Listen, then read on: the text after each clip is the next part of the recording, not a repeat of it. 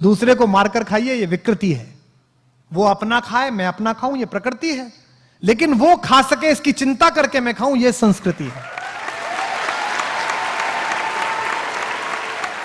और इसी बात का बड़ा आदमी कौन है? उसके घर कोई आता ही नहीं है। सुबह बाई घंटी बजाती है, शाम को दूध वाला, बीच में कोई आता ही नहीं है। मेरे पिताजी मेरे घर आते हैं तो वो लोगों से कहते हैं, बड़े खुश होते हैं, कहते हैं यार ये आदमी ठीक है, इसके यहाँ 10 आदमी चाय पीते हैं, 20 आदमी खाना खाते हैं, 5 आदमी सोते रहते हैं, ये ठीक है। मैं जोशी जी से असहमत हूं जो कह रहे हैं कि पहले शिक्षा लाइए। शिक्षा तो लाई है, लेकिन हिंदुस्तान की दुनिया की जितनी समस्याएं हैं वो किसने पैदा करी? आइए, शिक्षित लिखते हैं, अशिक्षित लिखते हैं और समस्या लिखते हैं। आइए, पहली समस्या बेरोजगारी, किसने पैदा करी भाई? शिक्षित लोगों ने क्या अशिक्षित लोगों ने? शिक्षित लोगों ने। गांव में सबके पास रोजगार था, गांव में सब लोगों के पास कुछ ना कुछ काम था। लकड़ी वाले के पास लकड़ी का काम था, जूते वाले के पास जूते का काम था, लोहे वाले के पास लोहे का काम था। सब एक दूसरे को भोजन दे रहे थे, सब एक दूसरे को अन्न दे रहे थे, सबका काम चल रहा था। आपने सुना गांव में कोई भूखा मर गया? नहीं मरा। ये शिक्षित लोगों ने पैदा की। प्रदूषण किसने पैदा किया? गांव में प्रदूषण देखा कभी? किसने पैदा किया? शिक्षित लोगों ने। इससे क्या तय होता है कि शिक्षा आपको कार दे सकती है, लेकिन लर्निंग आपको संस्कार दे सकती है। आपको तय करना है कि बिना संस्कार की कार लेनी है कि संस्कार सहित कार लेनी है। अधिकतम पूरी लड़ाई बिना संस्कार की कार लेने की है। यही कारण है कि हमने इस जीवन को कष्ट का साधन बना दिया है। दूध में यूरिया मिलाया जा रहा है। जो यूरिया मिला रहा है उसको शर्म लिहाज नहीं है कि किसी की किडनी में जाएगा तो किसी का पति, किसी का बेटा, किसी का सुहाग, किसी की राखी सुनी हो जाएगी। उसके खुद के घर में भी बेटी है, उसके खुद के घर में भी पुत्र है। वो सोच के देखे कि मेरे पुत्र को अगर ये यूरिया किडनी फेल कर दे और मेरा बेटा मर जाए तो कैसा लगे। नहीं, वो सोच ही नहीं रहा। उसको लगता है 1000 रुपए फालतू मिलने, थोड़ा सा यूरिया मिला दो। सब्जी वाला यही कर रहा है आपके साथ, अफसर आपके साथ यही कर रहा है, सरकारें आपके साथ यही कर रही हैं, नेता आपके साथ यही कर रहे हैं, क्योंकि हमने इस पूरे प्रोसेस को लर्निंग का बनाया ही नहीं है। हमने इस पूरे प्रोसेस को शिक्षा का बनाया है। और मैं आपसे निवेदन करता हूं कि शिक्षित हो जाइए, पढ़िए, खूब पढ़िए, रिसर्च करिए, इंजीनियर बन जाइए, डॉक्टर बन जाइए, आईएएस बनिए, पीसीएस बनिए, लेकिन लर्निंग सीखिए। कोई नासा नहीं गए थे वो गांव के लोग जो गौरैया को धूल में लेटते हुए बता देते थे कि आज पछुआ के साथ बादल आएंगे। उसने अनुभव से ये जाना था। तो इसका मतलब कुछ ज्ञान ऐसे हैं जो अनुभव से ही आते हैं। महिलाएं बैठी हैं, मातृशक्ति बैठी हैं, मातृशक्ति इस नगर का प्रतिनिधित्व करती हैं। लोग कहते हैं ना बच्चा पैदा हुआ, बच्चा पैदा नहीं हुआ, बच्चे के साथ एक और चीज पैदा हुई, मां पैदा हुई। उससे पहले वो भाभी थी, बेटी थी, बहन थी, मां नहीं थी। अब वो मां पैदा हुई है। मेरी पत्नी मेरी बेटी को डांटते हुए अक्सर कहती है, तू बनेगी ना मां तब पूछूंगी तुझसे। उसको लगता है खराब बात है। अरे ये सही बात है, क्योंकि उससे पहले वो सिर्फ बेटी थी, सिर्फ वो पत्नी थी, सिर्फ वो बहन थी। जिस बार पहली बार उस शिशु ने आकर किलकारी भरी, उस दिन मां को पता चला कि मैं मां हूं, मेरा बोध क्या है, मुझे जगना इसके अनुसार है, मुझे सोना इसके अनुसार है, मुझे इसका सब काम करना है। उस दिन से उसका बोध पैदा हुआ। तो जैसे आप ज्ञान के साथ यात्रा करते हैं, आपके मन में नई जिज्ञासा पैदा होती है, तो यकीन मानिए आप भी पैदा होते हैं, साथ साथ आप भी नए तरीके से पैदा होते हैं। जब आप कोई चीज पढ़ते हैं और आपको एकदम चेतना आती है कि यार क्या अद्भुत बात पढ़ी, तो ये मानिए कि थोड़ा सा जन्म आपका हुआ है। अब आपको तय करना है कि आपको अधूरा पैदा होना है कि पूरा पैदा होना है।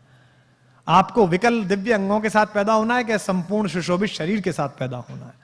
इसलिए पढ़िएगा तो ये सोच के मत पढ़िएगा कि ये पास करना है, ये सोच के पढ़िएगा कि मुझे ये जानना है, ये मेरी इच्छा है, ये मैं जानना चाहता हूं। अधिकांशतः हम जो पढ़ रहे हैं, हम ये पढ़ रहे हैं कि ये इतना है, इसको ऐसे करने से ऐसे हो जाएगा। इससे जीवन आगे नहीं जाएगा। गांव में मैं गया तो वो एक गांव के प्राइमरी स्कूल की पहली दूसरी क्लास की अंग्रेजी की किताब देखी, आपने भी देखी होगी। उसमें लिखा हुआ था जी फॉर जेंटलमैन।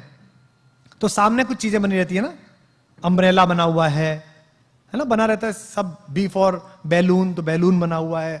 तो जी फॉर गर्ल एंड जेंटलमैन, तो एक लड़की बनी हुई और जेंटलमैन के नाम पर सूट पहने हुए एक आदमी बैठा हुआ, मतलब खड़ा हुआ, यानी कि जेंटलमैन है। जिसने सूट पहना वो जेंटलमैन है। तो गांव के उस बच्चे को यह लगता होगा कि ये जो धोती कुर्ते में मेरा बाप है,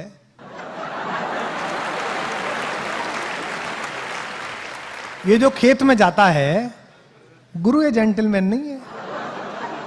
जेंटलमैन कौन है? जेंटलमैन पीडब्ल्यूडी का वो चोर क्लर्क है जो सूट में आता है रोज सुबह सुबह।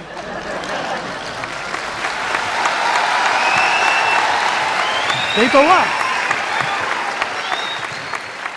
तो जेंटलमैन की परिभाषा क्या बनाई आपने? वस्त्र से बना दिया आपने। बच्चे के दिमाग में आरोपित कर दिया भाव कि जेंटलमैन होना मतलब कपड़े ऐसे पहनना। हमारी भी ब्रांड के टीम लोग कहते हैं कि ये क्या पहन लेते हो आप? आज ही कह रहा था ये क्या पहन लिया। मैंने कहा मेरी कमीज सुनेंगे कि मुझे सुनेंगे? भाई विवेकानंद से क्या कहा था शिकागो परिषद में? जब तीसरे दिन उनको समय मिला तो उसने कहा कि एक तो आपके कपड़े ठीक नहीं है, ये एक वक्ता के योग्य विद्वान के कपड़े नहीं है। तो विवेकानंद ने कहा कि देवी जी मुझे क्षमा करें, मैं उस देश से आया हूं जहां मनुष्य चरित्र से बड़ा बनता है, कपड़ों से बड़ा नहीं बनता है। आपकी साधना कितनी है इससे बड़ा बनता है। क्योंकि हमारे तो सबसे बड़े साधक के पास कपड़े ही नहीं है। हमारा जो सबसे बड़ा तपस्वी है, जिसने इस लोक मंगल के लिए पूरी पृथ्वी का जहर अपने कंठ में धारण किया है, वो तो बिना वस्त्र के बैठ जाता है। एक मृगछाला लपेटी और बैठ गए अपना हिमालय पे, कैलाश पे, डमरू हाथ में ले लिया। उनसे तो किसी ने नहीं कहा कि आपने कपड़े क्यों नहीं पहने साहब, आप ऐसे क्यों दिख रहे। और वो लोक मंगल का समन्वय का सबसे बड़ा प्रतीक है हमारी पृथ्वी पर, हम सब आस्तिक लोगों के लिए। तो आपके चारों तरफ जो कुछ साधारण है उसी में असाधारण है। इसलिए जितने लोग यहां पर हैं, अगर परंपराओं से आपको कहानियां प्राप्त हुई हैं, पुराने लोग बैठे हैं, याद करिए कि बचपन में क्या कहानी थी। बचपन में कहानी थी कि आचार्य धौम्य ने अपने शिष्य आरुणि से कहा कि भाई मेरे खेत में पानी लगेगा, तुम वहां चले जाओ बेटा। तो वो चला गया, वहां मैंड गिर गई पानी को रोकने वाली, तो उसने अपना शरीर अड़ा लिया। बचपन में क्या कहानी थी? ये हो गया, तो उसके बाद ये तपस्या करी, ये फायदा हो गया। अब आपको कहानी क्या मिली? छोटे बच्चों को जादुई शक्ति मिली, तो झाड़ू नीचे लगाई उसने, हैरी पॉटर ने, और वो खुद ही जेट का जहाज बन के उड़ गया भाई। तो पूरा काम किस पर है कि जादुई शक्ति मिल जाए, कुछ जादू हो जाए, क्योंकि बाजार आपको ऐसा बना रहा है।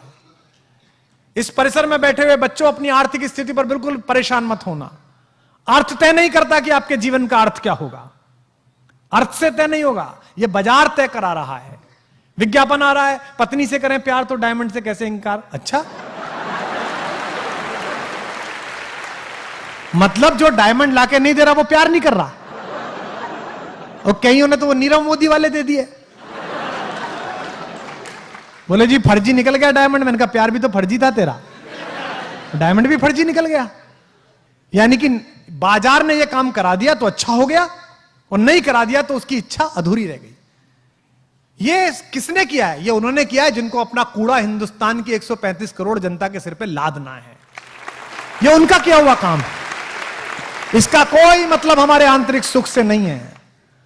मैं गांव गया जी अभी 1-1.5 साल पहले, वो एक चैनल ने मेरे ऊपर डॉक्यूमेंट्री की, वो प्रोग्राम बनाते थे व्यक्ति विशेष। तो मुझसे बोले जी आपका गांव जरा, आप वहां चलेंगे, थोड़ा गली में घूमेंगे, तो हम पीछे कैमरा लेके चले जाएंगे। मैंने कहा भाई चलो, तो मैं चला गया। तो वहां खेत की तरफ गए तो 2-4 बालक भैंस की पीठ पे बैठ के घूम रहे। तो वो लड़की जो चैनल वाली, वो कह रही थी ओ माय गॉड सर, क्या पुअर, देखिए कितने पुअर हैं, और कैसा, मतलब देखिए कैसा लग रहा है इन्हें। मैंने कहा तेरी मर्सिडीज से ज्यादा खुश है वो। हाँ, पूछ के देख उसके अंदर कितना कितना अंदर से आनंद बह रहा है। उसने इस भैंसे की जो मचक है ना, उसके हिसाब से अपना शरीर ढाल लिया कि यूं मुड़ेगा और यूं मुड़ेगा।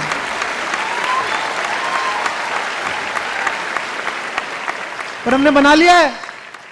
अंग्रेजी नहीं आती तो हमें, अरे क्यों, मुझे क्यों आएगी भाई। हिंदी खराब बोलते समय कभी गिलानी हुई, कभी शर्म लिहाज आई कि हिंदी खराब बोल रहा हूं? फिर अंग्रेजी खराब बोलते हुए गिलानी क्यों है? अरे मेरी भाषा नहीं है, मैं सीख रहा हूं, खराब ही बोलूंगा यार। तो अच्छी आ जाएगी तो बोल लूंगा, ना आएगी तो कौन सा प्रॉब्लम पड़ रही है भाई, ना आएगी तो क्या हो जाएगा। लेकिन ऐसा बना लिया है कि अंग्रेजी, जब तक आप अंग्रेजी जरूर सीखिए, बोल लीजिए। मेरे पास भी ग्रेजुएशन में थी, गोल्ड मेडल मिला मुझे, यूनिवर्सिटी टॉप की मैंने। मुझे भी अंग्रेजी बहुत पसंद है, शुरुआत की कविता अंग्रेजी में लिखी। पर आप देखो कि देसी के अंदर इतना अधिक कमतरी का भाव भर गया है, इतना अधिक इन्फीरिटी कॉम्प्लेक्स है। निज भाषा उन्नति है, सब उन्नति को मूल। आपको हिंदी बोलने में शर्म आती है, आपको बुंदेली बोलने में शर्म आती है, आपको इस महाकौशल की भाषा बोलने में शर्म आती है। और कितनी मधुर भाषा है, कितनी मीठी भाषा है इस पूरे क्षेत्र की। आप फोन करिए महापौर जी के घर पे, के हैं क्या मैडम? अब भाई तो इतनी हती है भाई, चली गई बाजार में।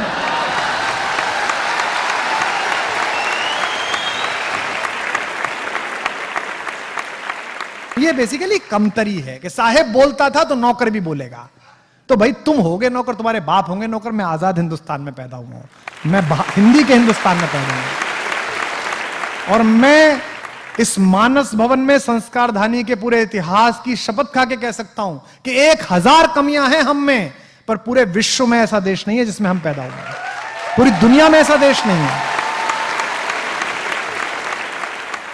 रात बाई का शेर है, ना किसी राहबर ना रहगुजर से निकलेगा, हमारे पांव का कांटा हम ही से निकलेगा।